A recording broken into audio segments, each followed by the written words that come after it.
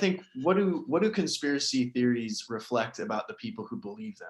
And when we ask that question, I mean, we're asking it of our own experience, right? Like, it's not a them problem, it's a human problem. Like, we all prefer information that confirms what we already suspect or believe.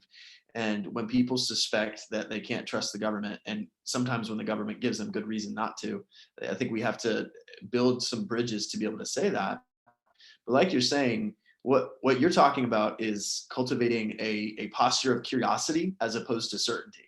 And conspiracy theories have this way of making us feel certain. Yeah. We project the confidence of our faith into geopolitical events. And there's nothing about Christian faith that necessarily gives us this confidence, this certainty to be able to name everything that's going down, and to be able to understand what's going on behind closed doors. And so, but caught up in that is this huge posture. People are afraid. People are scared. And I like what Philip Yancey said. He said that faith is paranoia in reverse. And so I think if that were true of evangelicals, which I think ideally it ought to be, because of the evangel in our name, the gospel that we confess, we should be the least paranoid people in the world.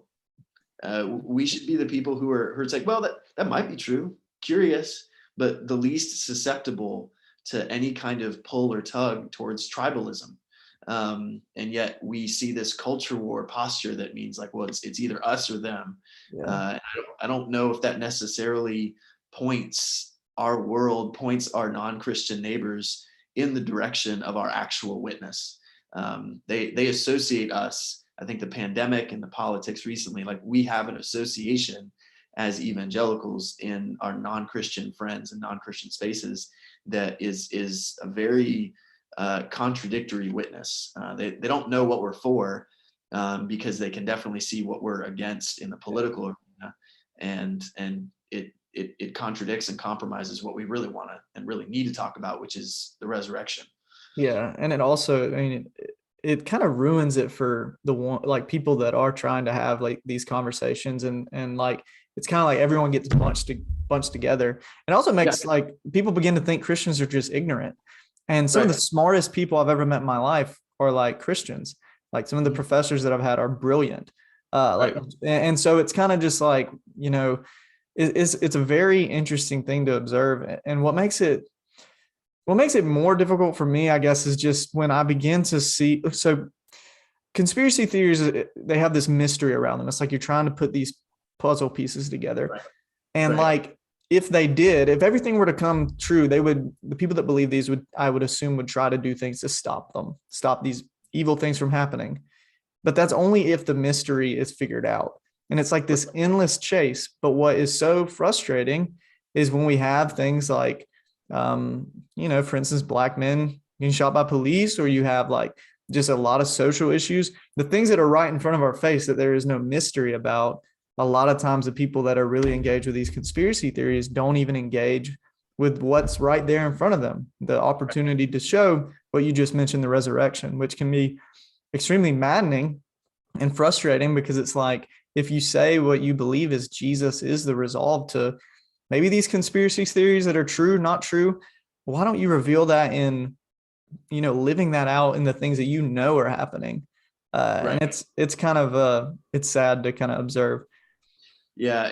And like you said, that dynamic, I mean, our willingness to, it's easy to point the finger at the quote unquote crazy uncle. And that used to be what kind of conspiracy theories embodied. It was that relative that would come to Thanksgiving, and you're like, oh man, and it was the JFK assassination. Yeah.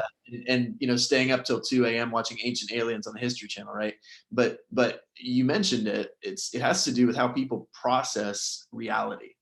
And so that's where it gets really theological, is because Christianity is and makes a cosmic claim. Like, it's a claim on all reality.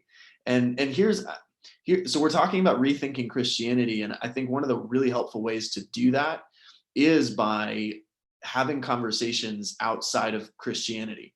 Yeah. And a lot of times, as I'm talking about this with people who aren't Christians and are interested in the research because they see the real world consequences of conspiracies, One of the things I'll describe to them is I'll say, it's not crazy for you to assume that Christians would believe conspiracies, right? Like, after all, we do believe that this peasant that was executed by Rome 2,000 years ago is the Son of God. Yeah. Pastorally, I heard as a pastor, well, isn't the resurrection kind of a conspiracy? And it was this move, right, to say, well, maybe if Jesus's resurrection was like this conspiracy, then maybe the election was stolen.